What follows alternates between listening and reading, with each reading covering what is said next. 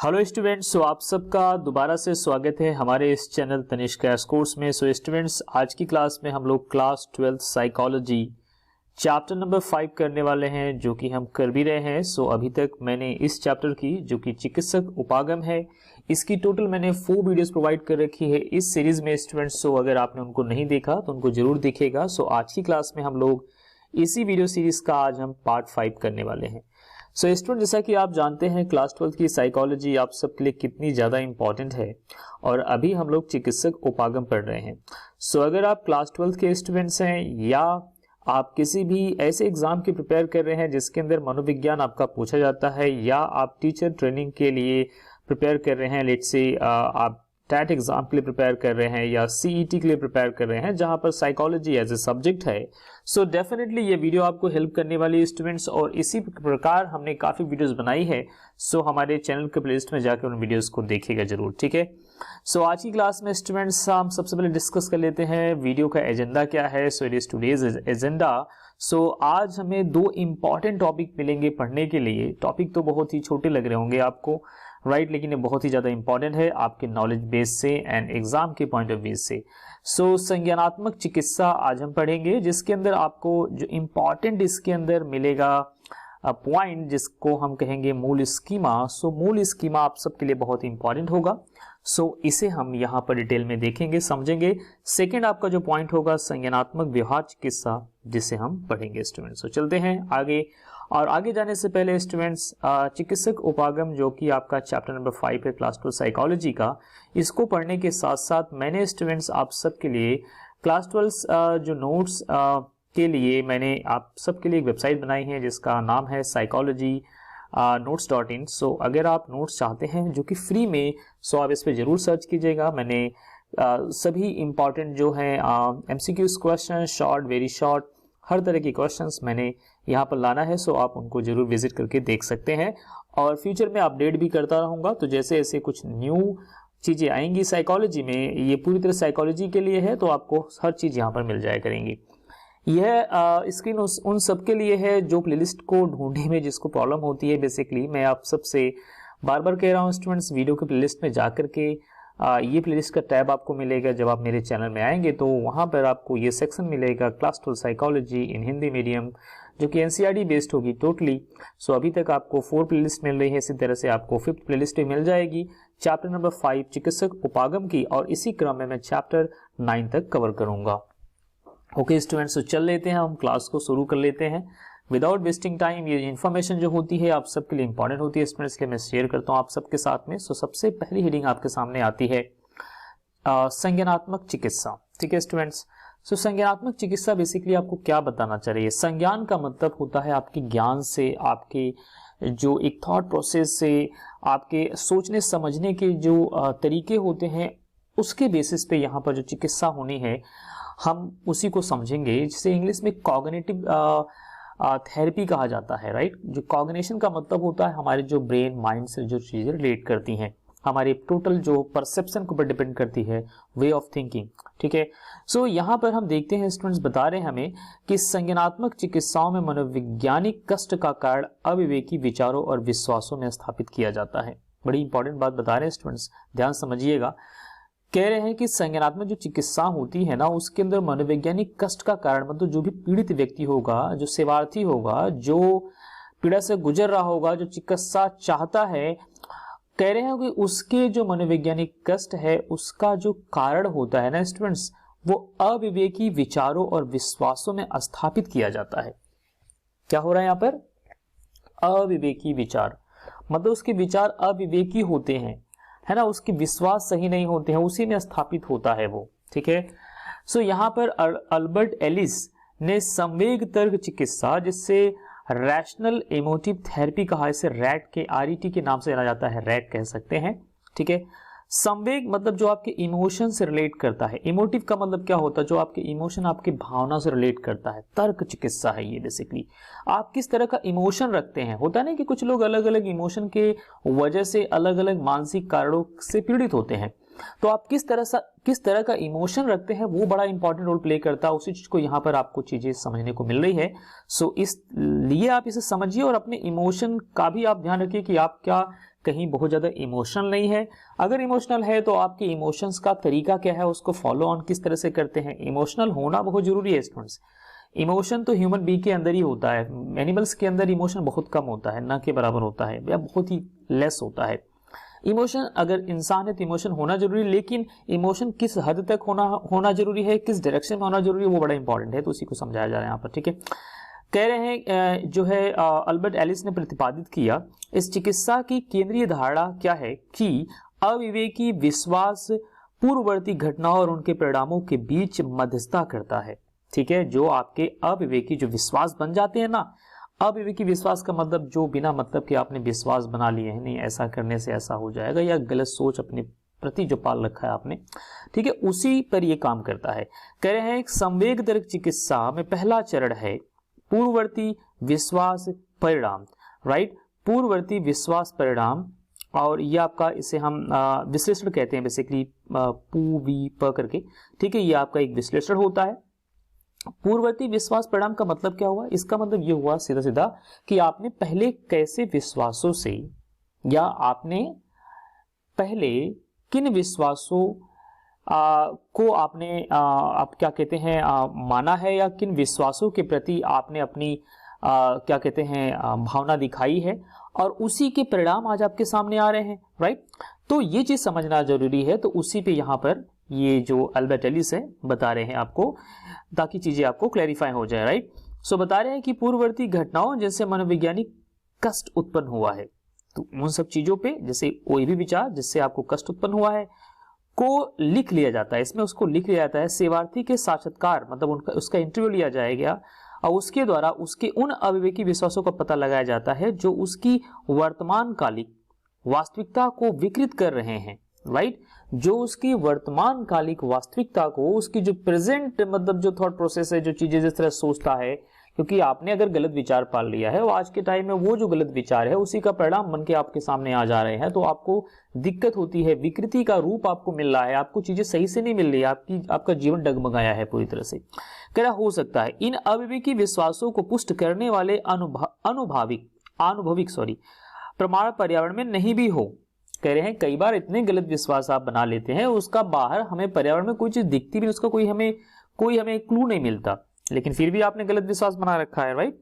कह रहे हैं इन विश्वासों को अनिवार्य या चाहिए विचार कहते हैं। तो आपसे ये भी पूछा जा सकता है स्टूडेंट्स की अनिवार्य या चाहिए विचार किस प्रकार का होता है, या इसका अर्थ आप समझाइए, तो आप इसे इजिली अगर समझ जाएंगे तो इजिली आप इसको आंसर भी दे पाएंगे, राइट।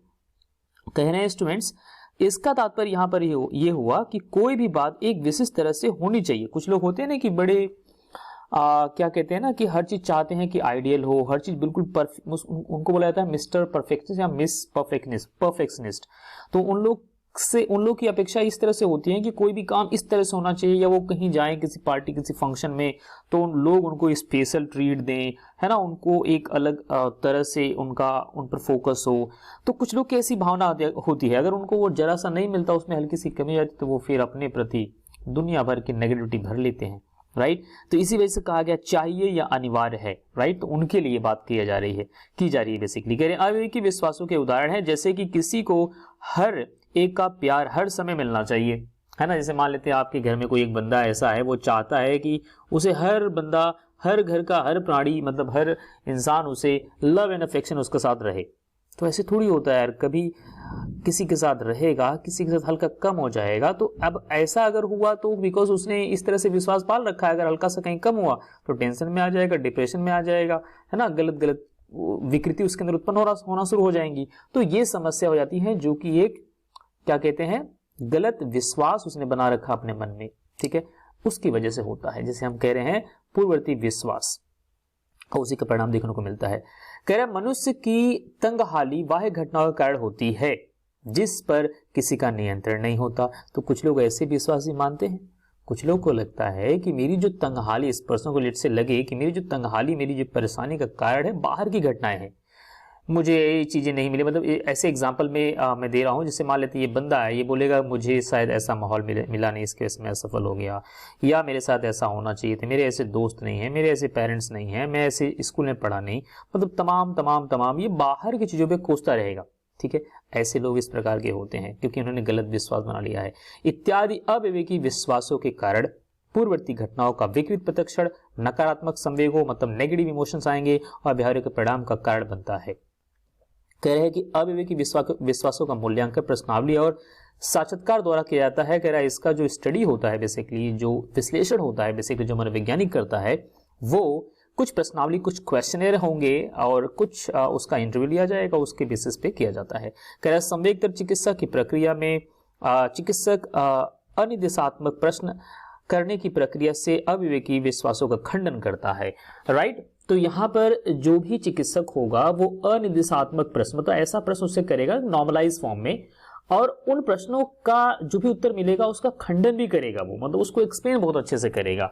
प्रश्न करने का स्वरूप सौम्य होगा और जो प्रश्न करने का तरीका होगा वो सौम्य होगा। ऐसा नहीं कि अपनी बात पर टिके ही रहे, ऐसा नहीं। निर्देशात्मक या जांच पड़ताल वाला नहीं होगा, मतलब यहाँ पहले बता दिया अनिर्देशात्मक मतलब ऐसा नहीं कि जो प्रश्न करे वो बिल्कुल जांच पड़ताल कर रहा हो, ऐसा लगे सेवार्थी को, इस तरह से नहीं। ये प्रश्न सेवार्थी को अपने जीवन और समस्याओं संबंधित पूर्व धारणाओं के बारे में गहराई से सोचने के लिए प्रेरित करेगा। मतलब जो सेवार्थी है, जो पेशेंट है, बेसिकली वो अपने जीवन के बारे में अच्छे से समझने की कोशिश करेगा, उसके विचार परिवर्तन होंगे और वो सोचेगा कि क्या अगर मैं ये चाहता हूं कि मुझे सब लोग पसंद करें या सब लोग मुझे लव एंड अफेक्शन मुझे दे, तो क्या ये सही है? बिल्कुल भी सही नहीं है स्टूडेंट्स। दुनिया में सबको हर चीज नहीं मिल जाती ना, कभी 19-20 कम ज्यादा थोड़ा बहुत तो होता है। ओके, तो उसकी थॉट प्रोसेस थोड़ी बदलेगी और सोचने का तरीका उसका बदल जाएगा। फिर कह रहे हैं धीरे धीरे सेवार्थी अपने जीवन दर्शन में परिवर्तन ला करके अविवेकी विश्वासों को परिवर्तित करने में समर्थ हो जाता है ना। जब आप विचार करने का तरीका बदल दोगे तो आप समर्थ तो हो ही जाओगे। तर्कमूलक विश्वास तंत्र अविवेकी विश्वास तंत्र को प्रतिस्थापित कर देता है। जो आपके तर्कमूलक विश्वास तंत्र है वो आ जाएंगे सामने और इस तरह से जो मूर्खतापूर्ण आपके विश्वास आपने बना रखा है बिना मतलब वाला, वो प्रतिस्थापित हटा दिए जाएंगे और इस तरह से आपके जीवन में एक परिवर्तन देखने को मिलेगा और आपके जो कष्ट है उसमें कमी मिलेगी। मैं जब आप बोलता हूं तो समझ जाना मैं सेवार्थी की बात कर रहा हूं और इससे आप शायद अच्छे से समझ पा रहे होंगे। फिर कह रहे हैं दूसरी संज्ञानात्मक चिकित्सा आरन बेक, इनका नाम है आरन बेक की है। मतलब पहला हमने देख लिया, दूसरा बता रहे हैं कि आरन बेक की है। कह रहा दुश्चिंता या अवसाद द्वारा अभिलक्षित मनोवैज्ञानिक कष्ट संबंधी उन सिद्धांतों के अनुसार परिवार तथा समाज द्वारा दिए गए बाल्यावस्था के अनुभव मूल अवनित योजना। ठीक है, इससे होता है ना कि बचपन में जो आपको माहौल मिला, जिस तरह से आपको अपब्रिंगिंग आपकी हुई, अपब्रिंगिंग मतलब जिस तरह से आपका लालन पालन हुआ, जिस तरह से आपको प्रोत्साहन मिला, जिस तरह से आपको एक रिस्पेक्ट मिली, जिस परिवार में आप जन्म लिए, है ना, वो सब कहीं ना कहीं आपके विश्वास को मजबूत बनाता है स्टूडेंट्स। ठीक है, जिससे कि आपने पढ़ाई थोड़ी की, आपको सम्मान ज्यादा मिला, है ना, आप अपने पढ़ाई ज्यादा करी, आपको रिस्पेक्ट मिली नहीं रही है ना, मतलब आपको फैमिली के अंदर से, है ना, सब कुछ वहीं से आपका डेवलपमेंट होता है। तो वही आप बताना चाह रहे हैं कि बचपन में अब अगर इस तरह से अगर कुछ चीजें होती हैं तो कैसे कैसे आपके दिमाग के अंदर एक सर्टेन बिलीफ सिस्टम बनता है, हम यहाँ पर देख लेते हैं। जैसे कहा गया मूल स्कीमा, इसे कोर स्कीमा के नाम जानते हैं। स्कीमा मैंने डिस्कस किया था बिगिनिंग में। स्कीमा का मतलब होता है एक ऐसा कंसेप्ट, एक ऐसी धारणा जो आपने अपने प्रति बना रखी है। राइट, एक मूल स्कीमा, कोर स्कीमा या तंत्र के रूप में विकसित हो जाते हैं।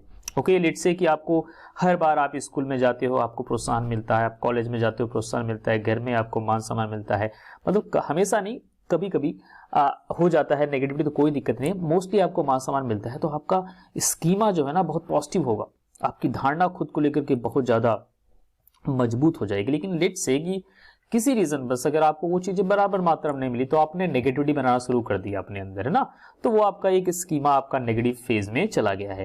कह रहा है जिनमें व्यक्ति के विश्वास और क्रिया के प्रतिरूप मतलब वही हो गया पैटर्न्स, राइट, सम्मिलित होते हैं कि आपने अपने प्रति कैसा पैटर्न बनाया है। इस प्रकार एक सेवार्थी जो बाल्यावस्था में अपने माता पिता द्वारा उपेक्षित था, एक ऐसा मूल स्कीमा विकसित कर लेता है। एक ऐसा बच्चा जो माता पिता के द्वारा ही उपेक्षित अगर हो गया है ना, उनके द्वारा ही मतलब उसको कोई अच्छा सा मतलब एक क्या कहते हैं ना लाड दुलार या एक मतलब प्रोत्साहन नहीं मिला, है ना, तो उस बच्चे के अंदर उसको लगेगा कि मैं वांछित नहीं हूं, है ना, मैं मतलब कंफर्टेबल नहीं हूं, उसको ऐसा लगेगा मैं ठीक नहीं हूं, मैं सही से काम नहीं कर पा रहा हूं। जीवन काल के दौरान कोई निर्णय घटना उसके जीवन में घटित होती है, उसको ऐसा हमेशा नेगेटिव विचार आएंगे। विद्यालय में सबके सामने अध्यापक द्वारा उसकी हंसी उड़ाई जाती है अगर मान लेते हैं, तो अपने आप को और नेगेटिविटी की तरफ लेके जाएगा वो, है ना, बिकॉज उसने पहले दिमाग में पाल रखा है कि मैं ठीक काम तो नहीं कर रहा, मेरे माँ बाप मुझे इस तरह से करते रहते हैं और उसके बाद आगे जाएगा तब भी वहां पर भी इसी तरह से विचार आएंगे, तो उसके दिमाग में एक स्कीमा सेटअप हो जाएगा। कह रहा है ये निर्णायक घटना उसके मूल स्कीमा मैं वांछित नहीं हो क्रियाशील कर देगा और उसको क्रियाशील कर देगा, जो नकारात्मक स्वचालित विचारों को विकसित कर देती है। और इस तरह से उसके अंदर स्वचालित विचार, अपने आप विचार, दुनिया भर के, आपको तो पता है दिन भर विचार हमारे दिमाग में आते ही रहते हैं, तो इसी तरह से जो नेगेटिव विचार है भर भर के आएंगे, स्वचालित मतलब ऑटोमेटेड हो जाएंगे वो, है ना। नकारात्मक विचार, सतत अविवेकी विचार उसके दिमाग में चलेंगे, जैसे कोई मुझे प्यार नहीं करता, मैं कुरूप हूं, मैं मूर्ख हूं, मैं सफल नहीं हो सकता या हो सकता फीमेल अगर हो तो। इस तरह के उल्टे सीधे आपके अंदर विचार चलने शुरू करेंगे, इत्यादि इत्यादि इत्यादि। अब ये सारे नकारात्मक विचार है जो आपने एक स्कीमा सेटअप किया है, ऐसा एक्चुअली है नहीं स्टूडेंट्स, राइट। आप उसको बदल सकते हैं, लेकिन अगर आपने ऐसा सेटअप कर लिया है तो वहीं आपके लिए समस्या हो जाएगी, जिससे मैं यहाँ पर समझा रहा हूँ। शायद मेरे समझाते समझाते कोई अगर स्टूडेंट इससे ग्रसित भी होगा तो सुधर तो पक्का ही जाएगा, जहां तक मेरी उम्मीद है। कह रहे इन नकारात्मक स्वचालित विचारों में संज्ञानात्मक विकृतियां भी होती हैं। ओके, संज्ञानात्मक विकृतियां, चिंतन, संज्ञानात्मक मतलब मैंने बता दिया कि आपका सोचने का जो तरीका होता है, चिंतन के ऐसे तरीके जो सामान्य प्रकृति के होते हैं किंतु वे वास्तविकता को नकारात्मक तरीके से विकृत करते हैं। मतलब वास्तविकता जो होती है उसको नकारात्मक तरीके से घुमा घुमा के नेगेटिविटी लेके आते हैं। विचारों के इन प्रारूपों को, मतलब इन पैटर्न्स को अप्रक्रियात्मक संरचना, संज्ञानात्मक संरचना, जैसे डाई फंक्शन कॉग्निटिव स्ट्रक्चर कहते हैं। क्या कहते हैं स्टूडेंट्स? ऐसे जो पैटर्न्स आपके अंदर बनने शुरू हो जाते हैं, जैसे डाई फंक्शन कॉग्निटिव स्ट्रक्चर्स कहते हैं। कह रहे हैं सामाजिक यथार्थ के बारे में ये संज्ञानात्मक त्रुटियां उत्पन्न करते हैं, और इस तरह समाज को लेकर के सामाजिक जो यथार्थ है उसके बारे में संज्ञानात्मक त्रुटियां उत्पन्न करते हैं, मतलब गलत गलत भावनाएं उत्पन्न करते हैं। इन विचारों का बार बार उत्पन्न होना दुश्चिंता और अवसाद की भावनाओं को विकसित करता है। चिकित्सक जो प्रश्न करता है वो सौम्य होते हैं, इसलिए जो चिकित्सक होता है, जो प्रश्न करता है, वो सौम्य होते हैं। ऐसे नहीं होते कि पता लगा जो सेवार्थी उठ के खड़ा होकर भागने लगे और नेगेटिव में घुस जाए, नहीं, उसे नॉर्मली ही प्रश्न किया जाएगा ताकि वो रिस्पॉन्स कर पाए और सोचने का तरीका डेवलप कर पाए। सेवार्थी के विश्वासों और विचारों के प्रति बिना धमकी वाले किंतु उनका खंडन करने वाले होते हैं। मतलब उससे प्रश्न तो बहुत ही नॉर्मल तरीके से किया जाएगा, लेकिन उसका खंडन किया जाएगा। जैसे खंडन देखो कैसे कर रहे हैं, समझा रहे हैं। कह रहे इन प्रश्नों के उदाहरण कुछ ऐसे हो सकते हैं, जैसे मान लेते हैं कि अगर सेवार्थी ने बोला कि मैं चाहता हूं कि मुझे हर कोई आदर सम्मान प्यार करे, तो जो खंडन करने वाला चिकित्सक को बोलेगा क्यों, हर कोई तुम्हें प्यार क्यों करे, रीजन दो, है ना। आपको क्यों ऐसा लगता है, क्यों इस गलतफहमी में पड़े हो और क्यों इसकी वजह से अपने आप को कोस रहे हो, अपने आप को दुखी कर रहे हो, राइट। तो इस तरह से खंडन करेगा, फिर उसके सोचने का तरीका बदलेगा, है ना। कह रहे हैं कि यहाँ पर देखो बता रहे हैं कि तुम्हारे लिए सफल होने का क्या अर्थ रखता है। ऑब्वियस सी बात है, सफलता का अर्थ क्या होता है। कुछ लोग सफलता का अर्थ समझते हैं कि ढेर सारा पैसा कमाना, कुछ लोग सफलता का अर्थ समझते हैं कि मुझे क्या कहते हैं मान सम्मान मिले, मैं कुछ ऐसा कुछ करूं कि मुझे गांव, देश, शहर, पूरी देश दुनिया मुझे जाने, उसको सफलता है। कुछ लोग सफलता मानते हैं उनकी सेहत अच्छी है, उनके परिवार के लोग अच्छे हैं ना। तो बहुत सफलता की अलग अलग डेफिनेशन, मतलब कोई फिक्स डेफिनेशन नहीं है स्टूडेंट्स, राइट। जिसके पास सब कुछ है उसके पास कुछ कमी है, तो क्या सफल है। अब आपके लिए सफलता क्या मतलब होता है, वो मेन बात होती है। तो वही यहाँ पर बता रहे हैं कि ऐसे प्रश्नों से उसकी बातों का खंडन करेंगे। ये प्रश्न सेवार्थी को अपने नकारात्मक स्वचलित जो विचार उसके अंदर घुस बैठे हैं, विचारों की विपरीत दिशा में सोचने को बाध्य करते हैं। और विपरीत दिशा में सोचेगा बंदा, फिर बोलेगा यार नहीं यार बात तो सही कह रहे हैं ये। जिससे वह अपने अपक्रियात्मक जो उसके अंदर डाई फंक्शन जो थॉट प्रोसेस चल रहा है उसको सुधारेगा। स्कीमा जो घुस चुका है उसके स्वरूप के बारे में अंतर्दृष्टि प्राप्त करता है, अंदर से जाके समझता है और एक गहनता से सोचता है तथा अपनी संज्ञानात्मक संरचना को परिवर्तित करने में समर्थ होता है। इस चिकित्सा का लक्ष्य संज्ञानात्मक पुनः संरचना को प्राप्त करना है जो दुश्चिंता और अवसाद को घटाती है। बताओ कितनी अच्छी बात है स्टूडेंट्स। साइकोलॉजी पढ़ के अपने दिमाग का मतलब पूरी तरह से एक तरह से रिपेयरिंग कर रहे हो, तो कितनी अच्छी बात है ना आप सबके लिए। आप सबको खुश होना चाहिए कि आप मनोविज्ञान क्लास 12 में पढ़ रहे हो। अगर आप किसी टीचर एलिजिबिलिटी टेस्ट के लिए, अगर आप किसी टेट एग्जाम के लिए प्रिपेयर कर रहे हैं स्टूडेंट, चाहे UP TET, Bihar TET, MP TET, UK TET, किसी भी टेट के एग्जाम के लिए प्रिपेयर करें, लेकिन आप सोचिए जरा आप कैसे साइकोलॉजी को अपने लाइफ में, अपने स्टूडेंट्स के लाइफ में, अगर आप एज ए टीचर के लिए प्रिपेयर कर रहे हैं, या आप जो है अपने सराउंडिंग में कैसे इंप्लीमेंट कैसे कर पाएंगे, अपने परिवार में कैसे इंप्लीमेंट कर पाएंगे, इस चीज पर यार नजर डालिए, सोचिए, तो डेफिनेटली आपको अच्छा लगेगा साइकोलॉजी और पढ़ करके, ठीक है। और साइकोलॉजी के प्रति आपको एक मतलब प्रेम सा आपको लगेगा नहीं यार साइकोलॉजी तो कहीं ना कहीं मेरे अंदर बदलाव कर रही है, तो मैं फटाफट कवर कर देता हूँ। स्टूडेंट्स कह रहे हैं कि व्यवहार चिकित्सा के सदृश संज्ञानात्मक चिकित्सा भी सेवार्थी की किसी एक विशिष्ट समस्या का समाधान करने पर केंद्रित करती है। ओके, ऑब्वियस सी बात है, समाधान हर जगह ही ढूंढा जाता है। मनोगतिक चिकित्सा के विपरीत यहाँ पर देखा जाए संज्ञानात्मक चिकित्सा अधिक मुक्त है। ये मुक्त है अर्थात कि चिकित्सक इसमें सेवार्थी के साथ अपनी विधि के बारे में विचार विमर्श करता है, राइट, उससे विचार विमर्श करता है, डिस्कशन करता है। यह चिकित्सा अल्पकालिक होती है, छोटे समय के लिए होती है। 10 से 20 सेशन लगते हैं। सत्रों का मतलब सेशन होता है, जैसे 10-20 क्लास में आप मैथ्स का पूरा कोर्स खत्म कर लिया, 10-20 क्लास में आपने साइकोलॉजी पूरी पढ़ डाली, तो कुछ इस तरह से आप समझ सकते हैं। तो जल्दी से मैं आपको अगली हेडिंग बता देता हूं, यह है संज्ञानात्मक व्यवहार चिकित्सा, राइट। तो कह रहे हैं कि आजकल सर्वाधिक प्रचलित चिकित्सा संज्ञानात्मक व्यवहार चिकित्सा है, जो कि कॉग्निटिव बिहेवियर थेरेपी के नाम जाने से सीबीटी कहते हैं इसे। कह रहे हैं मन चिकित्सा की प्रभाविता और परिणाम पर किए गए अनुसंधान, मतलब उस पर स्टडी किए जाने के बाद में निर्णायक रूप से यह प्रमाणित किया गया कि संज्ञानात्मक व्यवहार चिकित्सा विभिन्न प्रकार के मनोवैज्ञानिक विकारों जैसे कि दुश्चिंता, अवसाद, डिप्रेशन हो गया, आतंक, दौरा, सीमावर्ती व्यक्तित्व का मतलब होता है कुछ लोग अपनी पर्सनालिटी को लिमिटेड रखते हैं, उनको लगता है कि बस मैं यहीं तक सीमित हूं, इससे ज्यादा मैं कुछ कर नहीं सकता, इससे अधिक चीजें मुझसे मेरे लिए बनी नहीं है, मैं उसके लायक नहीं हूं, तमाम उसकी सीमावर्ती पर्सनालिटी होती है इत्यादि के लिए एक संक्षिप्त और प्रभाव उत्पादक विचार है ना। तो इन पे ये काम करता है। कह रहे मनोविकृति की रूपरेखा बताने के लिए संज्ञानात्मक व्यवहार चिकित्सा जैव मनोसामाजिक उपागम का उपयोग करती है। ओके स्टूडेंट्स, क्या कह रहे हैं, जैव मनोसामाजिक उपागम का उपयोग, मतलब इस ऐसे अप्रोचेस को लेती हैं जिसको लेके स्टडी करती हैं। ये संज्ञानात्मक चिकित्सा को व्यवहार परक तकनीकों के साथ संयुक्त करती है। और ये संज्ञानात्मक जो चिकित्सा है ये बाकी जो है व्यवहार परक तकनीकों के साथ में मिलके एक्टिव होती है, मतलब मिलके काम करती है। फिर आगे बताया जा रहा है कि तर्काधार यह है कि सेवार्थी के कष्टों का मूल या उद्गम स्थान जैविक हो सकता है। जो सेवार्थी है उसके कष्ट का जो मूल है, उसकी जो समस्या का जो मूल कारण है वो जैविक हो सकता है ना, मतलब बॉडीली हो सकता है, मनोवैज्ञानिक हो सकता है, सामाजिक क्षेत्र में हो सकता है। अतः समस्या के जैविक पक्षों को विश्रांत की विधि द्वारा, मतलब उसको शांत कराया जाए, उसको मतलब स्टेबल किया जाए, है ना, के विधि के द्वारा ठीक किया जाता है। मनोवैज्ञानिक पक्षों को व्यवहार चिकित्सा और के द्वारा ठीक किया जाता है, और संज्ञानात्मक चिकित्सा तकनीकी के द्वारा सामाजिक पक्षों को पर्यावरण के में परिवर्तन द्वारा संबोधित करने के कारण जो है संज्ञानात्मक व्यवहार चिकित्सा को एक व्यापक चिकित्सा बनाती है। एक मतलब व्यापक इसका रूप में देखने को यहाँ पर मिलता है, जिसका उपयोग करना आसान है। यह कई प्रकार के विकारों के लिए प्रयुक्त की जा सकती है। स्टूडेंट्स, कौन, व्यवहारात्मक संज्ञानात्मक व्यवहार चिकित्सा कई प्रकार के विकारों के लिए प्रयोग की जा सकती है, जिसकी प्रभावों उत्पादकता प्रमाणित हो चुकी है। ओके, मतलब इसका काफी ज्यादा क्या कहते हैं प्रभाव रहा है, और इसका जो रिजल्ट हमें मिला है काफी पॉजिटिव देखने को मिलता है।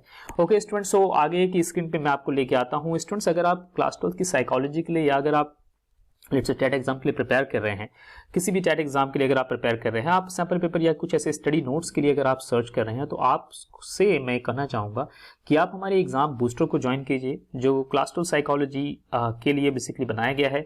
ये 15 डेज का कोर्स है, की नोट्स प्रोवाइड करते हैं, और इसके अंदर हम आपको 15 डेज की कोर्स मतलब क्लासेस आपको देंगे। ओके, की नोट्स आपको मिलेगा, previous year question paper discussion होगा, मोस्ट इंपोर्टेंट क्वेश्चंस आएंगे, लाइव मीटिंग सेशन होगा, जो कि आपके इस सैंपल पेपर से कई हजार गुना शायद मेरे ख्याल से बेटर होगा। ठीक है, तो आप यहाँ इन्वेस्ट नहीं करके अगर आप यहाँ इन्वेस्ट करें, यहाँ पर इसके चार्जेस होंगे, बहुत ही मिनिमल चार्जेस हम लेते हैं स्टूडेंट, जो आपको बहुत ही क्वालिटी कंटेंट हम प्रोवाइड करेंगे।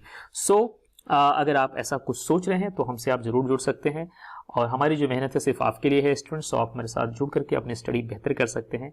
ठीक है, और किसी प्रकार का डाउट है तो आप हमसे बात भी कर सकते हैं। मेरा व्हाट्सएप नंबर आपको स्क्रीन के बिगिनिंग में ही मिल गया होगा। सो इसी के साथ मैं कहना चाहूंगा स्टूडेंट्स, थैंक यू। देखिए, so thank you so much, और अब मिलते हैं अगली क्लास में। सो प्लीज स्टूडेंट्स, इस वीडियो को अपने फ्रेंडों में जरूर शेयर करना। बड़ी मेहनत से वीडियो बनाई जाती है, तो अपने फ्रेंडों में अगर शेयर करेंगे सो ज़्यादा से ज़्यादा तक लोगों तक वीडियो जाएगी, और मेरा यही उद्देश्य है कि मैक्सिमम लोगों तक वीडियो जाए, ताकि मैक्सिमम लोग बेनिफिट उठा पाए। So that's all, and finally once again thank you so much.